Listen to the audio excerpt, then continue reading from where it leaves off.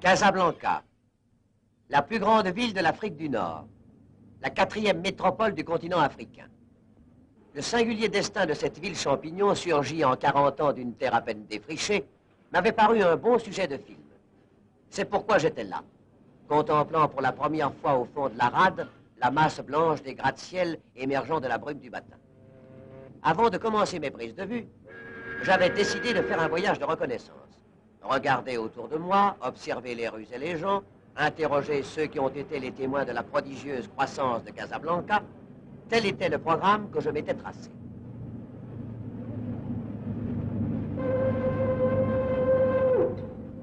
Le lyotais effectuait ses manœuvres d'abordage. Qu'allais-je découvrir? J'étais impatient de débarquer. Comme tout voyageur, c'est à travers la glace d'un pare-brise que je fais connaissance avec la ville.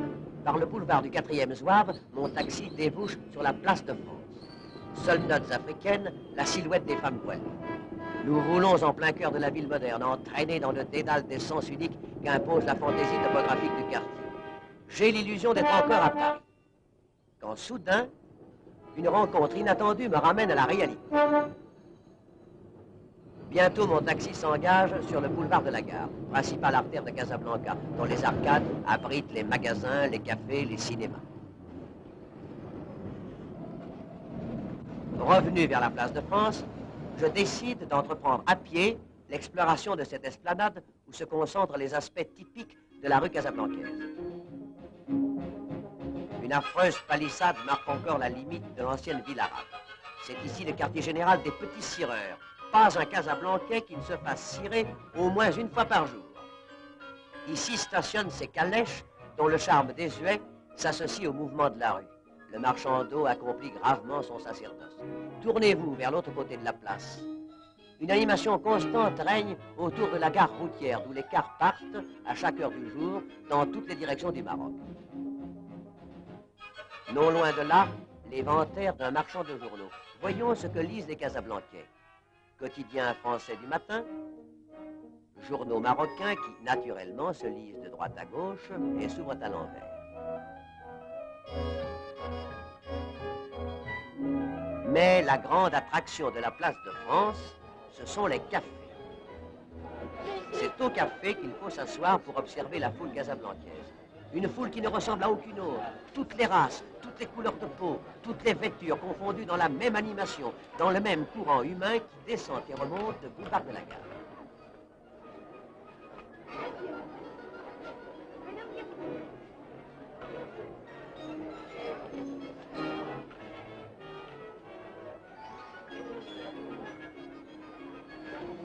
Je continuais ma promenade en flânant devant les boutiques, admirant le luxe et la diversité des étalages. Supputant devant les innombrables magasins d'armoires frigorifiques et de machines à laver, la prospérité de cette ville jeune, éprise de confort matériel. Ville où les audaces architecturales affrontent les échantillons de tous les styles qui se sont succédés depuis 1914.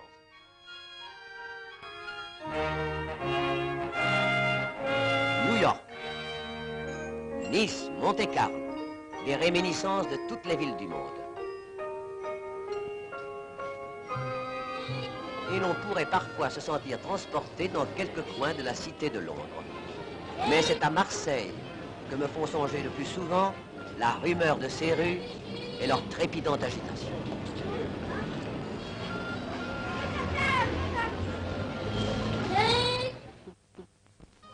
Ma première lettre ne contenait que des impressions superficielles, décousues.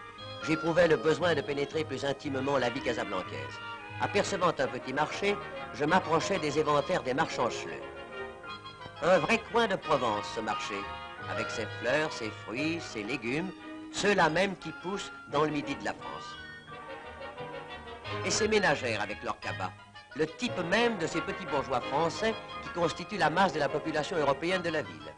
160 000 personnes, dont un bon nombre de méridionaux qui restent fidèles à leur divertissement favori. Que font-ils dans la vie, ces Casablancais moyens? Commerçants, ouvriers, fonctionnaires? Et ceux-là, qu'étaient-ils?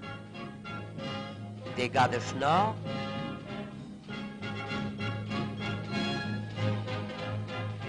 Rien de plus agréable qu'une promenade en calèche.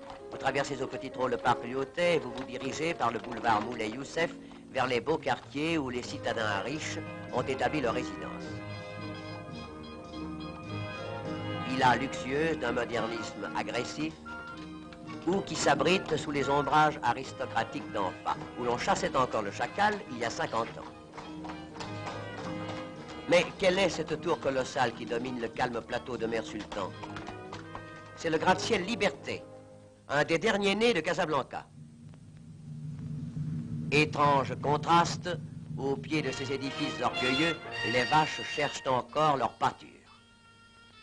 C'est par là que j'ai découvert les vestiges d'un cimetière musulman où Hamlet eût aimé méditer. Et ce marabout qui tient encore tête à la poussée de la vie moderne. Comment dégager le caractère de Casablanca à travers ses aspects contradictoires? Comment comprendre le phénomène de son extraordinaire croissance? J'y songeais qu'en passant devant la tour de l'hôtel de ville, j'aperçus la statue de Lyautey.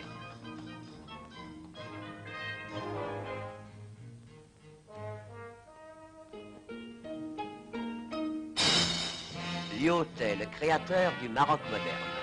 Non loin de là, enfoui dans le feuillage, la baraque pieusement conservée où le général Drude avait établi en 1907 son poste de commandement. Casablanca possédait donc une histoire. Il ne suffisait pas de se promener dans les rues, il fallait plonger dans le passé. Je ne tardais pas à découvrir, dans la petite imprimerie qu'il dirige, l'homme qui allait m'aider à remonter le temps, M. Christian Houel, ancien journaliste, un des 30 Français qui vivaient à Casablanca au début de ce siècle. Si vous voulez vous représenter ce qu'était Casablanca à cette époque, commencez par anéantir tout ce que vous venez de voir. Ici, à la place de ces boulevards et de ces immeubles, il n'y avait que de propres jardins, des terres labourées, puis c'était le bled jusqu'à l'horizon, une terre aride parsemée de touffes de palmiers nains, pas une route, quelques pistes caillouteuses sur lesquelles on ne circulait qu'à dos de mules ou de bourricots. Les 20 000 habitants de Casablanca vivaient à l'intérieur des remparts, dont les vestiges délimitent encore l'ancienne Médina. Et M. Houel m'entraîna dans ce quartier enfoui comme un noyau en plein cœur de la ville. Il suffisait de traverser la place de France. Tandis que nous tournions le dos à la ville moderne pour nous enfoncer dans les petites rues tortueuses, j'avais l'impression de passer d'un monde à l'autre. C'était le va-et-vient de la foule marocaine, la voix nasillarde des haut-parleurs clamant une chanson arabe. C'est par ici que j'habitais il y a 50 ans, m'expliquait M. Houel. Nous étions quelques centaines d'Européens groupés dans ces parages. Les Espagnols, assez nombreux, voisinaient autour de cette place, un vrai coin d'Andalousie. Et tenez, voici la boutique du signor Gomez, l'unique salon de coiffure du pays. La taille de cheveux coûtait 10 sous. Nous arrivions à la porte de la marine. En ce temps-là, la mer baignait le seuil de cette porte. C'est là, sous ces remparts, que j'ai vu débarquer le premier détachement français. 60 hommes, sous le commandement du lieutenant Ballande. Les marins du Galilée escaladent la pente qui menait à cette porte. Au moment où Ballande s'apprête à franchir le seuil, les portes se referment. Ballande met son pied entre les vantaux et repousse la porte. À cet instant, un coup de fusil. Il reçoit une balle dans la main. Son épée tombe. Il la ramasse et se retourne envers ses soldats. En avant, à la baïonnette! Tout en me rappelant l'origine des incidents qui avaient provoqué en 1907 l'intervention de la France, mon compagnon me conduisit chez un vieux photographe de ses amis, M. Schell.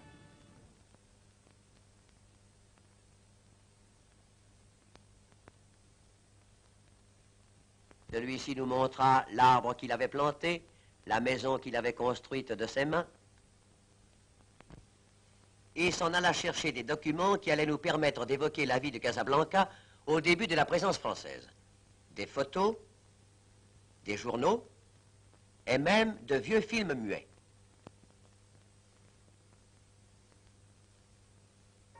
Voici comment débarquèrent, il y a une quarantaine d'années, les pionniers de la ville nouvelle. Les paquebots mouillaient au large. On transbordait les voyageurs dans des barcasses. Pourtant, l'unique grue du pays n'allait plus suffire au déchargement des marchandises. Meubles, machines, matériaux de construction, le pays s'équipait. À la porte de Bab el-Souk se tenait un marché. L'endroit fut baptisé Place de France. Dès 1912, un chemin de fer à voie étroite la traversait, reliant Casablanca à Rabat puis à Fès. Les premières automobiles faisaient leur apparition. On envoyait des cartes postales aux amis de France. Et comme les rues n'avaient pas encore de nom, on se faisait adresser son courrier poste restante. La ville naissante avait une petite allure de Far West. On y fréquentait beaucoup le café-concert, l'Eldorado, l'Olympia, le seul établissement de Casablanca éclairé à l'électricité, annonçait la vigie marocaine qui, dès sa parution, en 1908, se couvrait de publicité. Le commerce prospérait, les entreprises se multipliaient. L'industrie automobile prenait bientôt la place qui lui était dévolue dans ce pays aux vastes étendues. Et les capitaux affluaient, tandis que les terrains faisaient l'objet d'une intense spéculation. Courtiers intermédiaires se réunissaient au café du commerce, où les affaires se traitaient sur un coin de table. Les lotissements proliféraient au hasard, compromettant l'avenir de la cité. Il était temps que Lyautey débarquât.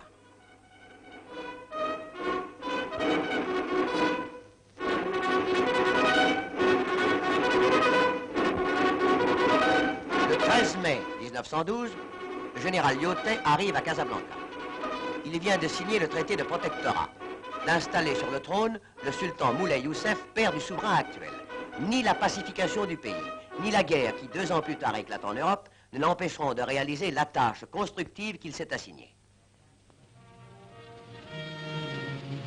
Dès son arrivée, il fait établir un plan d'urbanisme. Sous son impulsion, Casablanca commence à prendre son aspect de grande métropole.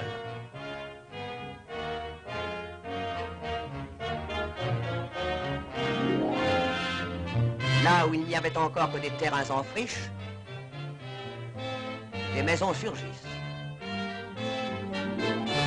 La place de France se transforme, s'élargit, s'entoure d'une ceinture d'immeubles modernes.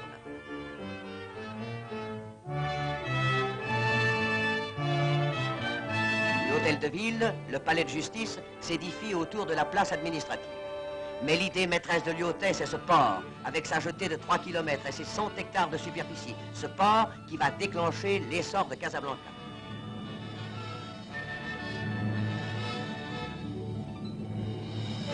Quand j'ai conçu ce port, tout le monde a dit « Lyautey voit trop grand, il est fou ». Moi, je pensais « Ce pays-ci est un grand pays ». Un grand pays, dont les immenses ressources étaient encore à peine soupçonnées.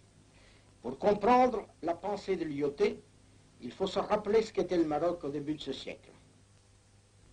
Un pays replié sur lui-même, figé dans une civilisation féodale qui avait brillé de tout son éclat à la grande époque de l'islam.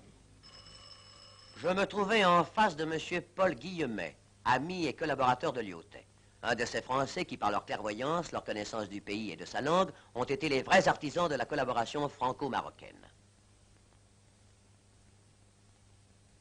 Ces antiques traditions, ces côtes inhospitalières, avaient longtemps tenu le Maroc à l'écart des influences occidentales. Pour le rattacher au monde moderne, il fallait d'abord lui ouvrir une porte sur l'Atlantique.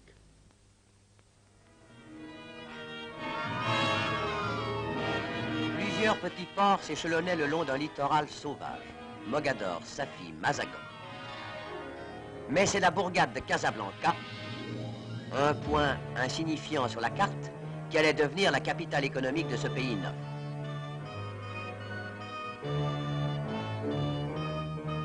La situation géographique de Casablanca devait en faire un des carrefours de l'Atlantique Nord.